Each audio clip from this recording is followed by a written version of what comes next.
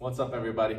So I'm gonna have to redo this TRX row video because I skipped out on a few things, some really important cues on the pull themselves, okay?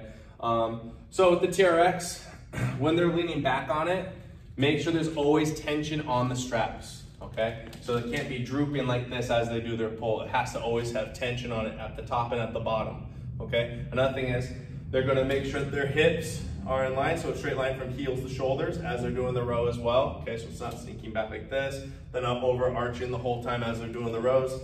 They're staying tight, so abs tight, butt tight, as they're creating tension there.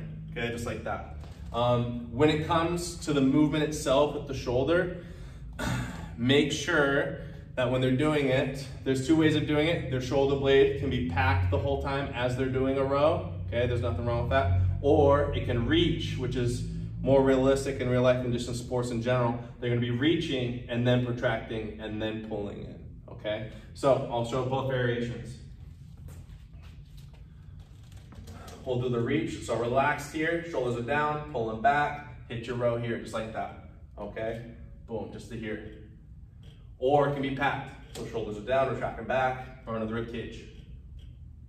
So a few things to look out for is that on the row, I mean, this hits your biceps a little bit more, but personally, I just think this is just a good concept to have in your mind because the rows and the presses are very similar, that the hand and elbow will track each other on the row, okay? So your hands will actually be perpendicular to your body the whole time. Another thing is, on the shoulder and the upper trap, sometimes people have overactive upper traps, so they're gonna be shrugging on the row, okay? And that's gonna make shoulder issues even worse. Another thing is that maybe they're pulling back too far and the head of the humerus sticks out, okay? So it's important that their shoulder blade is in the right position to where it's staying down, it's pulled back, and when they do their row, there's like almost like a wall behind their back, and they don't go any further than that, because if they go too far, it starts to tilt forward on their shoulder blade and the head of the humerus sticks out, and that's the last thing they need in their life, okay? The good thing about TRX rows is that typically, like with all shoulder issues, rows or the one thing you can typically always do, like 99.9% of the time.